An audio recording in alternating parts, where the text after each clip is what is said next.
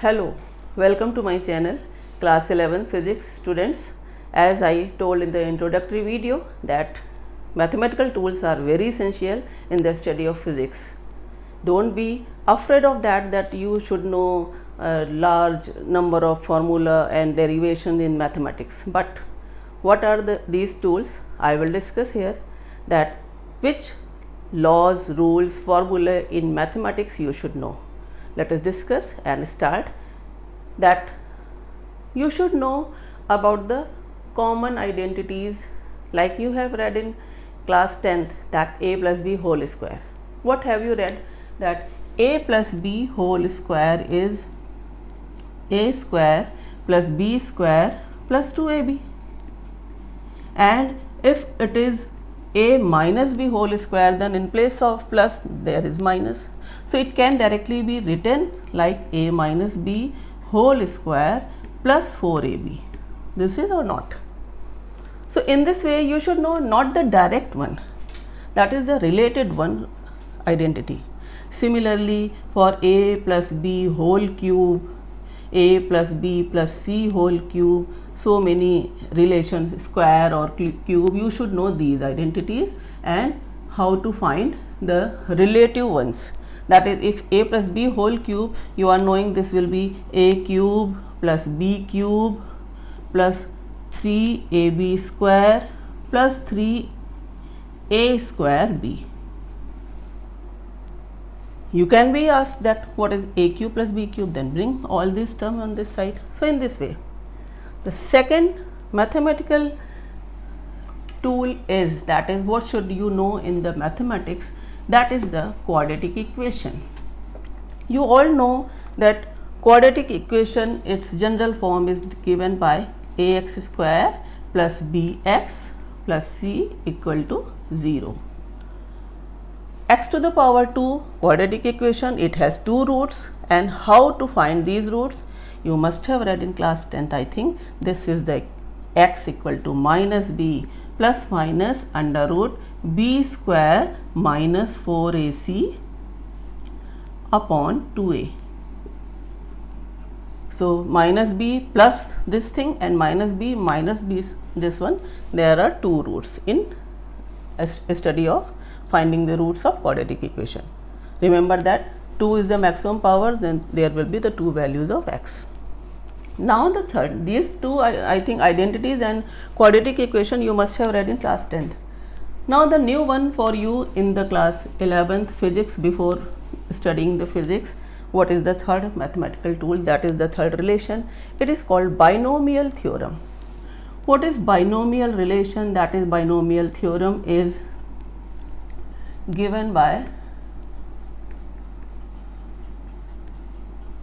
it is written as, if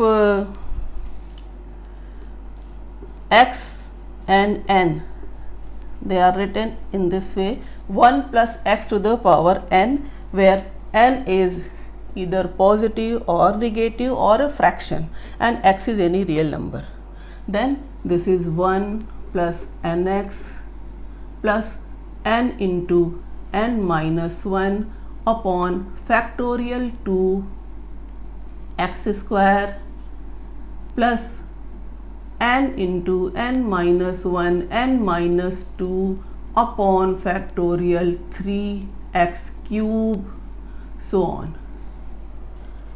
Now you can think that how large will be this equation, but in the class 11 in the physics I will give the example of this, that how will you use this equation.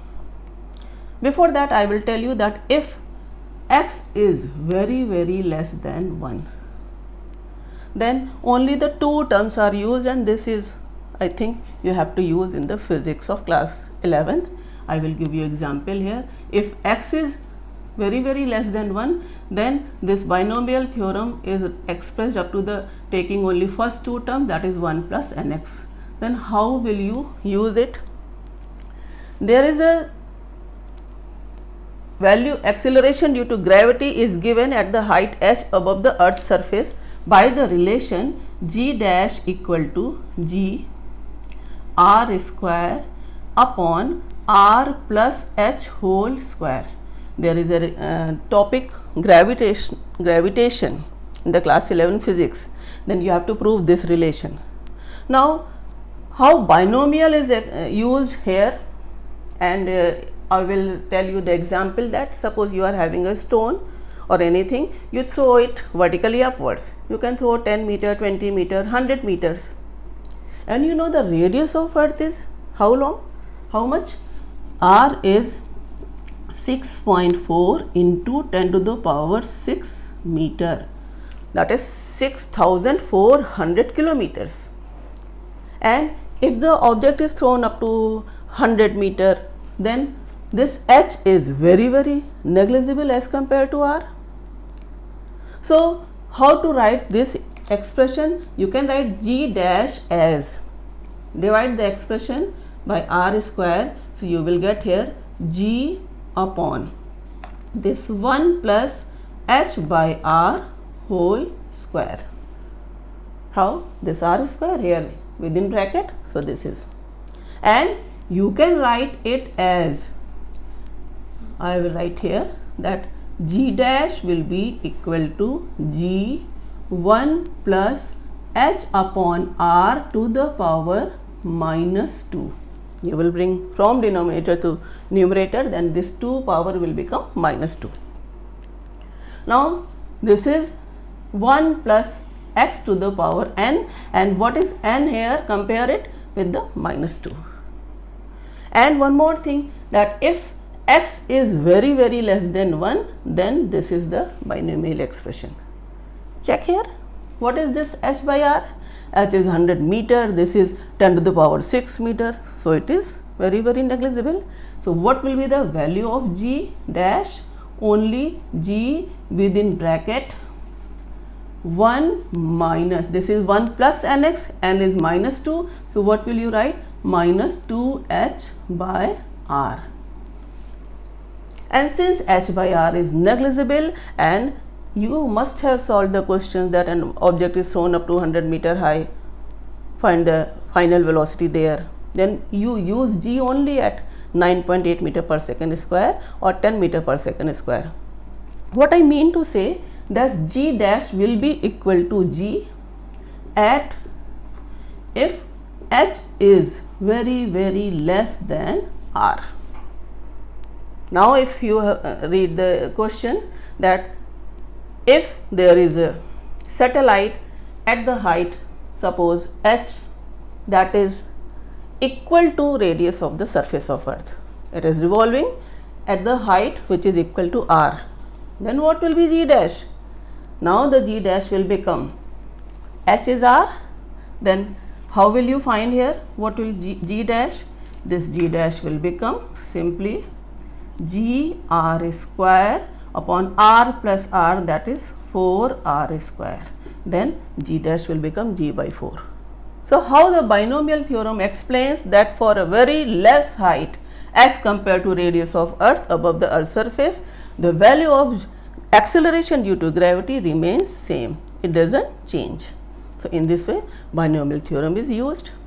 Now the next identity is trigonometrical ratio, and trigonometry is, you must have read in class 10th, I think, sin theta, cos theta, you must be knowing, they all are related with the right angle triangle. And before that you must have read the angle. I will come to the trigonometrical ratios and identities, but before that you must have read the angle. What is the unit of angle? You have read, you measure the angle with this protector, then it is in radian, 90 degree. What is that? Radian or 90 degree, you measure in degree, but angle in circular system is radian, measured in radian. How will you define what is radian? Suppose a particle is describing the circular motion.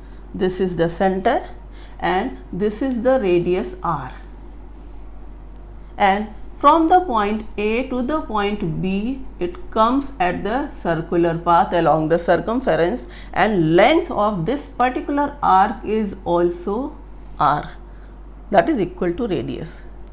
Then the angle subtended by the particle at the center when its radius of the path, circular path, and the arc both are same, then this angle is called 1 radian. So angle is measured in radian in circular motion, and how this angle, that is arc length and upon radius. So if arc length is equal to radius, then r upon r is 1 radian. And for the whole circle, what is the circumference? 2 pi r. Then you know that at the center, suppose this center is C, then for whole circular path, this angle will be equal to complete circular path. This angle will be equal to how much? Can you guess? It will be equal to 2 pi r upon r. So this is cancelled. That is 2 pi radian.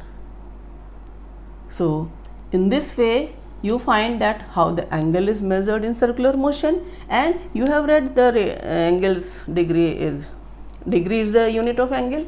Then you know 2 pi radian equal to 360 degree. Then what is pi radian?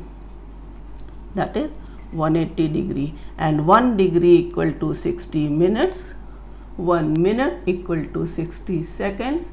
In this way, the angle, its unit in degree, minutes, seconds, and in radian. You should know this thing.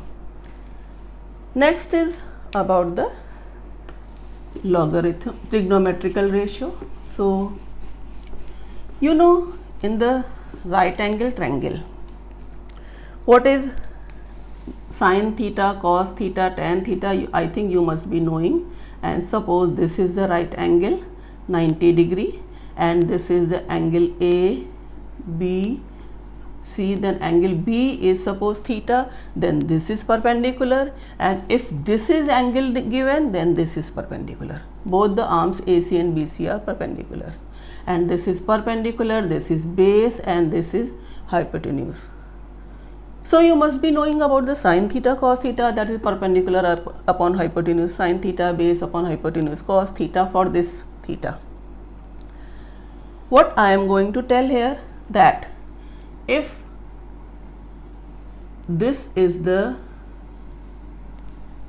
0 to 90 degree first quadrant, in the coordinate geometry you have read, this is the second, this is the third, and this is the fourth quadrant.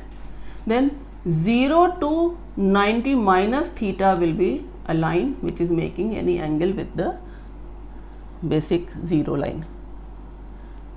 This is 90 to 180 degree, and this is 270, and this is again 360.